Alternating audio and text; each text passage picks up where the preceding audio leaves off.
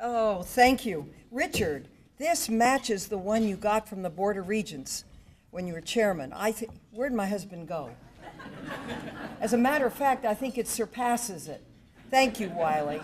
This is a beautiful award, and I am very grateful because you were in the process of turning Orange County into a Democratic county, and that isn't chopped liver. So thank you very much for that. I have so many people to thank, but one of the first people I saw when I came to Orange County for well, not the first time, but the first time looking toward the future in terms of a statewide candidacy was in 1989. And one of the first people I met was Wylie Aitken. And then I met Betty, and I met the family. And for my husband and for me, Betty and Wylie, this has been wonderful because we work in a rough arena. And the ability to make friends in this arena and keep them for the rest of their lives, that's cemented between us, and that's very special. So thank you from the bottom of my heart. I really do appreciate this. And ladies and gentlemen, it's just great for me to be here with my husband. My husband is never on time, never ever, which gives me fits because I am prodigiously on time.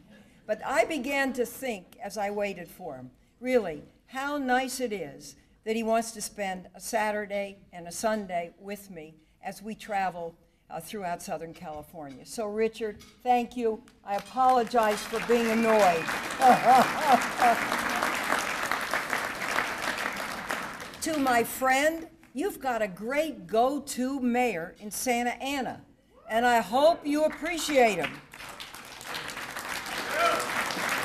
Yes, Miguel Polito is my go-to mayor. If you want to get something done, just ask him. We talked about one-waying a street, and by golly, Bristol Avenue, Loretta tells me, is now almost completed as a one-way street, and it's the right thing to do, among other things. Loretta Sanchez, congratulations. I know it was a rough, tough election, but congratulations. Laura Richardson, congratulations to you as well. Every Democrat, ladies and gentlemen, that ran this time had a tough race. No one should think to the contrary. And the fact that California has elected a Democratic governor, a Democratic lieutenant governor, a Democratic insurance commissioner in Dave Jones, which will make a tremendous difference, is so key and critical. So Dan, when you stood up here, and I think most people said, oh, he's making a report. Well, what you did is really the fundamentals of democracy. It's the growth of a party in this county. And I just want to thank you for your work. It is so important that you do it. And it is so important that we stand for the principles that we do stand for. And that should not be diminished in the least by this election. I want to say a few things tonight. And I want to tell you how proud I am to be part of a team with Barbara Boxer. I'm tall, she's short. But we cover the landscape, ladies and gentlemen. And hers was a tough race. And she came through with flying colors, and I'm absolutely delighted. I was worried about the governor's race because I've never seen so much money spent. And with money, you control television. And this is a state of so many people that you think, how many people can I meet campaigning statewide? Can I meet 20,000, 30,000, 100,000? Well, you've got 38 million people. How do you actually meet people? So it comes down to a duel on television, and that's where money prevails. And the astronomical amount of money that was spent to defeat Jerry Brown, and the fact that he won the election, I think hopefully will end this trend of people who think they can move in and simply buy an election in this great state.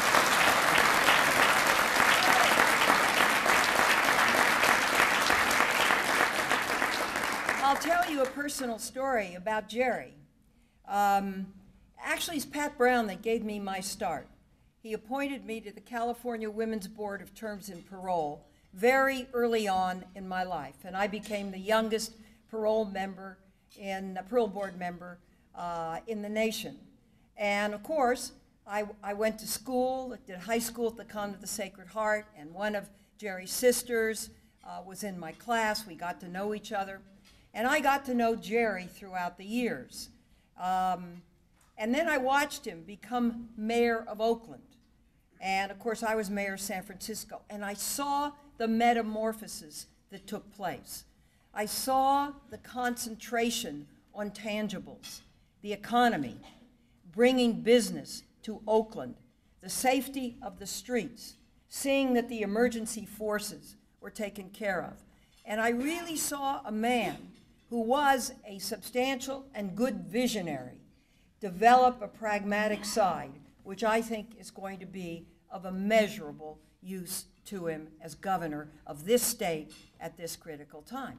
But he was always single. And he met a woman. Her name was Ann Gust. She was general counsel of the Gap, and she's wonderful. She's a 10, and they dated for 15 years. And so I talked to him, and I said, Jerry, you're going to end up old, alone, and sick. Trust me, because Ann is going to get tired of this. I even put it in writing and sent it to him as a letter. And so one Easter Sunday, he called me, and he said, I've just proposed to Ann. She's accepted. Would you marry us? Which I can do, and others can do in this state. So I said, of course, said yes. So I married him. He then, of course, hustled over to the cathedral in San Francisco and got married by a Catholic priest. But nonetheless, the fact of the matter is that it's a wonderful partnership. She was his non-paid chief of staff as Attorney General. She is pragmatic. She is dedicated. She is on time. And so I have great hopes for this new governor. I just want to prepare everybody that the deficit in the California budget is a systemic deficit, and it will likely be there for several years. And so this is going to take the goodwill, the smarts, the counseling, and the working together to get votes to pass a budget to solve the problem. But the fact that the proposition passed, which enables a budget to be passed by a majority, is really important. Up to this point, there were only 3 states in the United States that require a 2/3 vote. One is Rhode Island, tiny peanut of a state. The other is Arkansas, and the third is the mega state of California. Everybody else, every other state, passes a budget based on a majority vote. So hopefully what we're going to see in the next 6 months is a budget passed on time and a budget that moves quickly through the legislature. I believe that that will ease a lot of the angst that we see out there. Today, I spent the day in Riverside County, and I must tell you, ladies and gentlemen, that it's hard to see. 70% of the homes are underwater. The unemployment rate is 15%. And you could see the impact of this economy on this county, which if it were a state, I was told would be the 36th largest state in the United States.